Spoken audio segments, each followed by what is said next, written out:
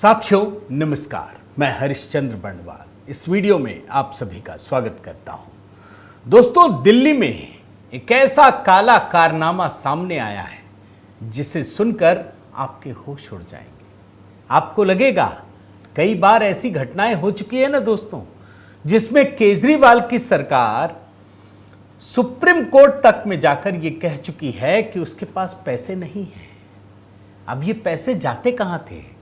प्रचार तो हम जानते हैं कि प्रचार में खर्च करते थे, लेकिन 60,000 महिलाओं के साथ केजरीवाल सरकार का एक ऐसा कारनामा दोस्तों, ऐसा काला कारनामा देखकर आप चौंक जाएंगे। अरे घोटाले तो कितने होते हैं दोस्तों, आप भी जानते हैं, लेकिन एक ऐसा घोटाला जिसमें महिलाओं के साथ 60,000 महिलाओं के साथ, बड़े ध्यान से सुनिए, यह आंकड़ा मैं अपनी तरफ से नहीं कह रहा, यह ऐसा नहीं कि मीडिया में छप गई और सब कुछ बता रहा हूं। यह नई रेखा गुप्ता की सरकार है जिसने पूरा का पूरा कच्चा चिट्ठा खोल कर रख दिया है। आप जानते हैं ना दोस्तों, पंजाब में यही केजरीवाल जी वादा करके आए थे, 1,000 रुपया देंगे सब महिलाओं को, सबको देंगे। एक घर में अगर 4 महिलाएं तो सबको देंगे, मां को देंगे, बेटी को देंगे, बहू को देंगे, सबको देंगे। आज तक नहीं दिया। यह दिल्ली में कैसा घपला चल रहा था दोस्तों, आपके होश उड़ जाएंगे। हर चीज में घोटाला, जहां भी रेखा गुप्ता सरकार हाथ रखती है, मगर यह घोटाला सबसे खास है क्योंकि 60,000 महिलाएं इससे जुड़ी हुई हैं। तो आज के वीडियो में दोस्तों एक नई चीज, एक नई कहानी जो केजरीवाल सरकार की, और अरविंद केजरीवाल चूंकि सबके हेड हैं तो उनकी मुसीबत बढ़ने वाली है, आज यही डिकोड कर रहा हूं। आप सभी को प्रणाम करता हूं दोस्तों, और निवेदन करता हूं कि HB मेलोडी दोस्तों, आप जानते हैं सनातन संस्कृति से जुड़ा एक बहुत ही महत्वपूर्ण दिवस होता है एकादशी का। और इस बार दोस्तों 6 जुलाई को देवशयनी एकादशी बहुत ही पवित्र दिन है। मैं देखता हूं और हम जानते हैं दोस्तों कि इसका महत्व होने के साथ साथ लोग किस तरीके से व्रत रखते हैं और तमाम तरीके से पूजा पाठ करते हैं। तो इसी को लेकर हमने ये गीत तैयार किया है। आपके कमेंट भी मुझे मिल रहे हैं दोस्तों, लेकिन इस गीत पर वास्तव में हमारी टीम ने बहुत मेहनत की है। ज़रूर देखिएगा, कमेंट में भी पिन कर दिया है, अधिक से अधिक लोगों तक भी पहुंचाइएगा दोस्तों। आइए शुरुआत करते हैं। लेकिन मैं शुरुआत करूं दोस्तों प्रधानमंत्री मोदी का एक पुराना बयान। जब मैं ये स्टोरी कर रहा था ना तो याद आ गया, 2000 आई थिंक 16-17 का होगा बयान, विधवा पेंशन को लेकर। इस बाइट पे बड़ा बवाल खड़ा किया था कांग्रेसियों ने कि ये देखो कैसे कह रहे हैं, इसको सोनिया गांधी से जोड़ दिया था। मगर ये कहानी बड़ी ज़बरदस्त है, विधवा पेंशन की कहानी है, कांग्रेस की कहानी है। केजरीवाल उससे भी आगे बढ़ गए। जरा एक बयान सुनाता हूं, फिर 60,000 महिलाओं के साथ जो ये सरकार ने काला कारनामा किया वो भी दिखाता हूं आपको। पहले बयान सुनिए। कांग्रेस ने ऐसी सरकार चलाई कि जो बेटी पैदा नहीं हुई, जिस बेटी का जन्म नहीं हुआ, वो कांग्रेस सरकारों के कागज पे वो बेटी की विधवा भी हो गई और बेटी के विधवा पेंशन भी मिलना शुरू हो गया। ये रुपये कौन कौन विधवा थी जो लेती थी? ये कांग्रेस की कौन सी विधवा थी जिसके खाते में रुपया जाता था? देख रहे हैं दोस्तों, देश में प्रधानमंत्री मोदी कई वर्ष पहले, कई वर्ष पहले कांग्रेस के बारे में कहा था। मैं उस कहानी को भी दिखाता हूं, लेकिन पहले जरा केजरीवाल सरकार के काले कारनामे भी तो दिखा दूं। आप देखिए रिपोर्ट। 60,000 महिलाओं को पति जिंदा विधवा पेंशन का लाभ, दिल्ली में 60,000 महिलाओं को गलत रूप से पैसा दिया जा रहा था। जो पात्र हैं ही नहीं उनको दिया जा रहा था। भाई क्यों दिया जा रहा था? किसका हक मार कर दिया जा रहा था? यह केजरीवाल सरकार की कारस्तानी है और यह बाकायदा सरकारी सर्वे किया गया है दोस्तों, जिसमें लाभार्थियों के रजिस्ट्रेशन में बड़े पैमाने पर गड़बड़ियां पाई गई और 60,000 महिलाएं, 60,000 महिलाएं उनको गलत तरीके से पैसा, ये पूरा का पूरा गलत कारनामा है दोस्तों। ये कारनामा क्यों किया गया, कैसे किया गया, ये भी जानना जरूरी है। और आपको मैं जरा दिखाता हूं दोस्तों, आप इसको देखिए। नवंबर 2024 में महिला एवं बाल विकास विभाग द्वारा दिल्ली के 11 राजस्व जिलों में डोर टू डोर वेरिफिकेशन अभियान चलाया गया। आंगनवाड़ी जो कार्यकर्ता है ना, उनके माध्यम से लाभार्थियों के दस्तावेज और उनके पारिवारिक हालात की जांच कराई गई। जानते हैं जांच में क्या आया? कई महिलाएं विधवा नहीं थी, पति जिंदा है और वो विधवा पेंशन का लाभ ले रही है। कई महिलाएं जिन्होंने विधवा होने के बाद दोबारा विवाह कर लिया, लेकिन सरकार के डिपार्टमेंट में ये बताया नहीं।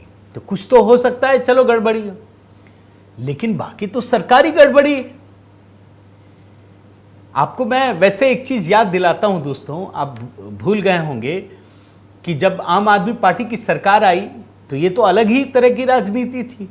सबको कार्यकर्ता बना लिया, सबको लोभ लालच, तुम भी आ जाओ, तुम भी आ जाओ, तुम भी आ जाओ, अच्छा तुम बैंकर हो आ जाओ, अच्छा तुम पत्रकार हो आ जाओ। अब दिल्ली में सरकार तो बन गई, लेकिन उनको देंगे क्या? सबको मंत्री तो बना भी नहीं सकते आप, भाई लिमिट है। तो क्या करेंगे? तो कुछ को इस आयोग का चेयरमैन, उसका अब वो भी लिमिट है। उसके बाद क्या करेंगे? जो छोटे कार्यकर्ता थे दोस्तों, उनको तमाम जगहों पर, सरकारी जगहों पर सेट कर दिया, सबकी सैलरी बना दी, किसी का फर्जी योजनाओं में नाम डाल दिया। ये तो खूब सारा हुआ है ना, कई सारे आयोग में आपको मैं दिखा चुका हूं। सबको हटाया गया, एलजी साहब ने सबको हटाया। अब ये नया आ गया, जो पात्र हैं ही नहीं महिलाएं, उन महिलाओं का नाम विधवा पेंशन में डाल दिया गया और पैसे दिए गए। और जब ये जांच हो रही थी ना, तो मैं मीडिया रिपोर्ट देख रहा था। एक अधिकारी ने क्या कहा, उसमें लिखा है, नाम नहीं बताने की शर्त पर हमें पता चला है कि करीब 60,000 रजिस्टर्ड लाभार्थी पेंशन के लिए पात्र नहीं थे। उनमें से कई विधवा नहीं थी। हमने ऐसे सभी लाभार्थियों का नाम हटा दिया है जिससे उन्हें आगे पेंशन जारी नहीं हो पाएगी। और उन्होंने क्या आगे कहा, इस मामले में आगे की कार्रवाई के लिए विभाग निर्णय लेगा।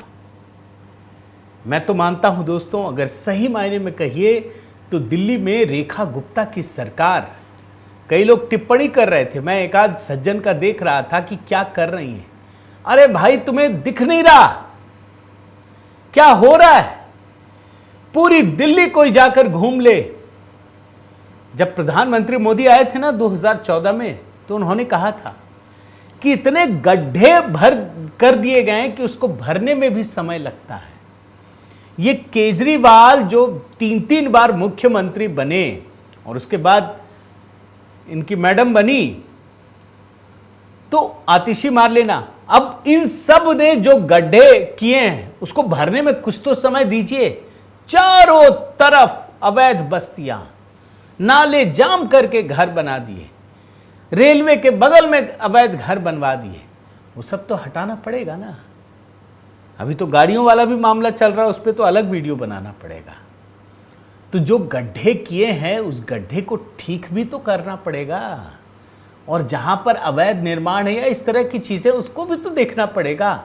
तो यही तो काम हो रहा है, पैसा जा कहां रहा है। और रेखा गुप्ता सरकार ने दोस्तों साफ साफ कहा कि हम ये चाहते हैं, हम ये नहीं चाहते कि जो जरूरतमंद है उसको पैसा ना मिले, बल्कि उसको मिले, लेकिन जो गलत तरीके से पैसे जा रहे हैं वो कैसे रुकेगा। इसके लिए बाकायदा दोस्तों एक सर्वे कराया गया, महिला एवं बाल विकास विभाग ने इसकी जांच कराई और तब जाकर ये सर्वे कराने का आदेश दिया गया। इस पर बहुत सारी शिकायतें आई थी।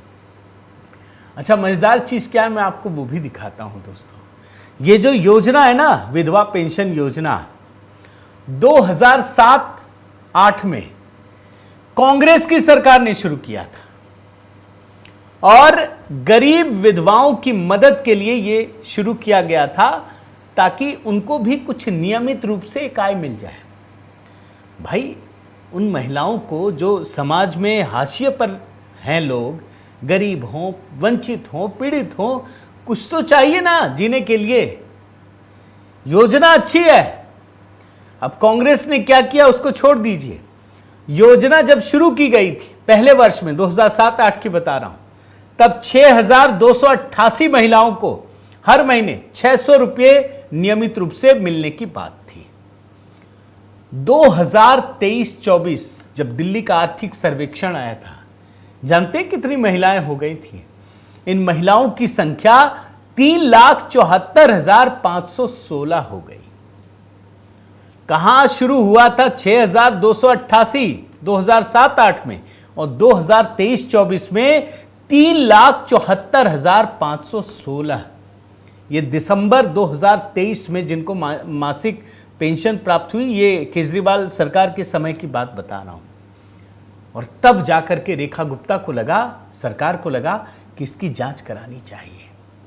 अच्छा, क्या था उद्देश्य दोस्तों? मैं आपको जरा पढ़कर बताता हूं। अभी 2,500 रुपये मिलते हैं, अभी भी ये भाजपा सरकार दे रही है, रोका नहीं है। क्यों? इसकी वजह यह है दोस्तों कि यह योजना संकटग्रस्त महिलाओं, विशेषकर विधवा, तलाकशुदा, पति द्वारा छोड़ी गई या बेसहारा महिलाओं को सामाजिक सुरक्षा देने के लिए शुरू की गई थी। योजना के तहत पात्र महिलाओं को हर महीने 2,500 रुपये की आर्थिक सहायता सीधे उनके बैंक खाते में दी जाती है, और पात्रता के अनुसार महिला की उम्र 18 वर्ष से अधिक होनी चाहिए, उसकी वार्षिक आय 1 लाख रुपए से अधिक नहीं होनी चाहिए, और उसे दिल्ली में कम से कम 5 साल रहना चाहिए। कोई बुरा नहीं है, ठीक है। चाहे कांग्रेस की सरकार के समय हो, चाहे केजरीवाल के सरकार के समय हो, चाहे अभी भाजपा के सरकार के समय हो, लेकिन गलत लोगों को तो नहीं मिलना चाहिए। 60,000 लोगों को। और जब तभी मैंने कहा दोस्तों, ये कांग्रेस की सरकार में तो और होता था। आपको मैं बता दूं, वहां तो कागज पर बेटियां पैदा हो जाती थी, हुई नहीं एक्चुअल में, कागज पे भी बड़ी हुई, सारी योजनाओं का लाभ मिल गया, शादी भी हो गई कागज में, वो है नहीं फिजिकली कहीं, और विधवा भी हो गई, और उसको विधवा पेंशन भी मिलने लगा। ये यूपीए सरकार के समय होता था। और तभी मैंने आपको प्रधानमंत्री मोदी का बयान सुनाया, एक बार फिर से सुनाता हूं। ये तो गजब की केस स्टडी है दोस्तों, एक बार फिर सुनाता हूं वही बयान, सुनिए। कांग्रेस ने ऐसी सरकार चलाई कि जो बेटी पैदा नहीं हुई, जिस बेटी का जन्म नहीं हुआ, वो कांग्रेस सरकारों के कागज पे वो बेटी की विधवा भी हो गई और बेटी के विधवा पेंशन भी मिलना शुरू हो गया। ये रुपये कौन कौन विधवा थी जो लेती थी? ये कांग्रेस की कौन सी विधवा थी जिसके खाते में रुपया जाता था? जानते हैं दोस्तों, जब प्रधानमंत्री मोदी ने यह बयान कहा था तो कांग्रेस ने क्या चालाकी की थी? इस बयान को सोनिया गांधी पे जोड़ दिया। ये लोगों ने गलतफहमी फैला दी कि मोदी जी ने राहुल गांधी की मां सोनिया गांधी के बारे में कहा। ये उसके बारे में नहीं था। लेकिन ये लोग तो कुछ भी कर सकते हैं ना। सच्चाई ये है कि विधवा पेंशन को लेकर, अब मैं पूरा बहुत डिटेल में नहीं जाना चाहता, लेकिन 2 राज्यों यूपीए सरकार की बात कह रहे थे। ये अखिलेश यादव तो उनके साथ ही थे ना। आपको मैं दिखाता हूं, आप देखिए। जैसे ही योगी आदित्यनाथ की सरकार आई, इसकी जांच हुई, पता चला कि फर्जी लाभार्थियों की संख्या भयानक है। 1 लाख से ज्यादा लाभार्थियों के आधार नंबर फर्जी। यह अखिलेश यादव की सरकार में विधवा पेंशन योजना की स्थिति है, इतनी खतरनाक। अब आप सोचिए किसको पैसे मिल रहे होंगे, कौन बेजा इस्तेमाल कर रहा होगा, कहां का नुकसान हो रहा था, किसको नुकसान हो रहा था। यानी पूरा सिस्टम फर्जीवाड़े से, नाम फर्जी, आधार पहचान ये सब फर्जी, बैंक के कागज फर्जी, सब कुछ फर्जी। यही स्थिति है दोस्तों। और सिर्फ उत्तर प्रदेश नहीं, मैंने 2 एग्जाम्पल कहा। मैं कांग्रेस की, राजस्थान की सरकार, जब कांग्रेस की सरकार थी, आप देखिए, पेंशन के लिए सुहागिनें बनी विधवा, मरे लोग जिंदा हुए। मतलब सुहागन है, पति जिंदा है, सिर्फ पेंशन के लिए विधवा बन गई। और जिनकी मौत हो चुकी है वो भी जिंदा है, क्यों? पेंशन लेने के लिए। ये 150 करोड़ रुपए की चपत। अच्छा, कई लोग ऐसे थे जिसकी उम्र 115 तक थी, 100, 110, 113, 115, इससे भी ज्यादा। 10,000 लोग रडार पे थे, उनकी जांच हुई। तो ये हाल है विधवा पेंशन योजना का। तो आप समझिए, जो केजरीवाल कांग्रेस को कोस कोस कर सत्ता में आए थे, वो कांग्रेस से भी आगे बढ़ गए। मैंने तो दोस्तों वैसे भी केजरीवाल का A to Z घोटाला दिखाया हुआ है, 70 यू टर्न, तमाम चीज़ें।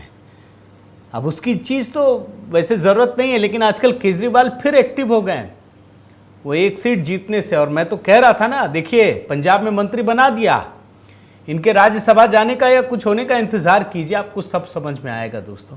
इसीलिए ये कहानी दिखाई। आपसे निवेदन है दोस्तों कि आप कमेंट के साथ जुड़िए, बताइए कैसा लगा। और हाँ दोस्तों, आपसे निवेदन है कि अगर आपने चैनल सब्सक्राइब नहीं किया है तो ज़रूर कीजिए, लाइक कीजिए, बेल आइकन दबाइए, HB मेलोडी, वहाँ दोस्तों अपना प्यार और स्नेह ज़रूर दीजिए।